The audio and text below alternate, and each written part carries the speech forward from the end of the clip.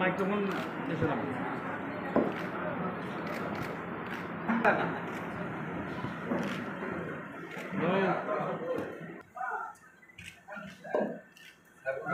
এরপরে সাইফুল ভাইকে চেক না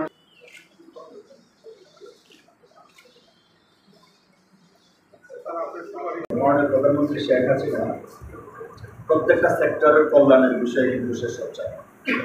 আপনার সাংবাদিকেরও কিন্তু এর বাইরে নয়। আপনারা জানেন যে এই পর্যন্ত ট্রাস্ট থেকে ৩,৯৩২ জন সাংবাদিক এবং সংবাদ পরিবারকে প্রায় ৩৩,৭৪,০০,০০০ টাকা আর্থিক অনুদান প্রদান করেছে এই কল্যাণ ট্রাস্ট থেকে। এটি কিন্তু চারটিখানি কথা না, কিন্তু এর আগে কখনোই কিন্তু আপনারা এখন তো বলতেছেন যে চিকিৎসার আগে পেলে বা চিকিৎসারত অবস্থায় পেলে সুবিধা হতো, কিন্তু এর আগে কিন্তু আপনার চিকিৎসা না অন্য কোনো সময় কিন্তু আপনি পাওয়া যেত কিনা সেটা সন্দেহ হচ্ছে। এটা সাংবাদিকরা অনেক রিস্ক নিয়ে নিউজ কাভারেজ করে এবং আমরা দেখেছি যে প্রত্যেকটা ঘটনায় কোনো না কোনো সাংবাদিক আহত হয়েছে।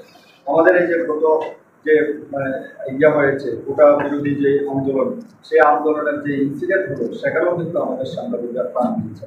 আমাদের বগুড়ার সাংবাদিকরাও কিন্তু এখানে আহত হয়েছে, দুনিয়ার অনেক সাংবাদিকরা মনে করেন যে আহত হয়েছে।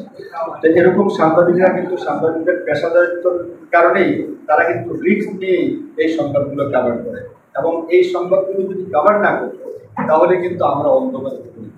এই জন্য আমি সবসময় বলি যে সাংবাদিকরা যত বেশি প্রকাশ করবে, যত বেশি নির্ভরযোগ্য তথ্য উপস্থাপন করবে, সেটাই কিন্তু জাতির জন্য মঙ্গল এবং আমাদের জন্য মঙ্গল।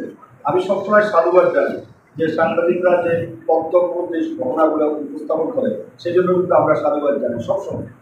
কিন্তু এর মাঝেও যে কথাটা আমাদের বললেন যে কিছু কিছু জায়গায় আমাদের দেখা গেছে যে সোশ্যাল মিডিয়াকে বিভিন্ন নামে বেদনের সাংবাদিকদের নাম ব্যবহার করে বিভিন্নভাবে অপপ্রচার চালিয়ে এখনকার যে পরিস্থিতিটা আছে এটাকে আরও ঘোলাটে করতে চায়। এই পরিস্থিতিটা যাতে না হয়, এরকম আরেকটা সিচুয়েশন যাতে বাংলাদেশ না দেখে, সেই ব্যাপারে আমি আপনাদের আন্তরিক সহযোগিতা এবং আপনাদের যে লেখচিত্র আছে, আপনারা যে আপনাদের যে প্রজ্ঞা মেধা দিয়ে আপনারা যে চমৎকার উপস্থাপনা করেন, অথেন্টিক নিউজ আপনারা উপস্থাপনা করেন, সেটা যাতে আমাদের জনকল্যাণে আরও ভালোভাবে উপস্থাপিত হয় সেই ব্যাপারে আপনাদের সহযোগিতা কামনা করছি।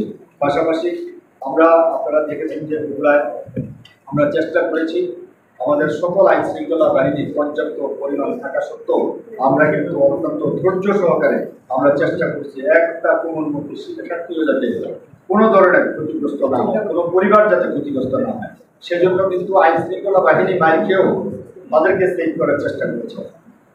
আর যেই বিষয়টা শুক্রবারে যে বিষয়টা ঘটেছে হলো সেউজগাড়িতে, এইটা একেবারেই ওটা আন্দোলন বা এর সাথে কোনোভাবেই সংশ্লিষ্ট নয়। এখানে কিছু আপনার বিভিন্ন শ্রেণীর মাদক ব্যবসায়ীদেরকে টাকা দিয়ে আমাদের সরকারি সম্পত্তিগুলো ধ্বংস করার জন্য টাকা দিয়ে ধরা করা হয়েছে, এবং আপনারা জানেন যে নিহত হয়েছে তার পরিবারের বিষয়েও আপনারা জানেন, এবং যে নিহত হয়েছে তার ব্যাপারেও আপনারা জানেন। তাহলে আমরা কি এই কথা বলতে পারি না যে আসলে বিক্ষোভপন্থী শিক্ষার্থীদের যে যৌক্তিক দাবি, সেই দাবিটা আদায়ের ক্ষেত্রে সরকারও অত্যন্ত আন্তরিক ছিল, কিন্তু এইটাকে কাজে লাগিয়ে কিছু অপশক্তি বাংলাদেশ থেকে অস্থিতিশীল করেছেন এবং বাংলাদেশের উন্নয়নের যে অগ্রযাত্রা এটা যাতে ব্যাহত হয়, বিশ্বের দরবারে যাতে বাংলাদেশের সুনাম নষ্ট হয়, বাংলাদেশ যাতে অর্থনৈতিকভাবে ভঙ্গুর অবস্থায় পড়ে যায়, সেই একটা অপচেষ্টার প্রয়াস আমরা কিন্তু দেখেছি এরকম চমৎকার একটা আয়োজন করার জন্য।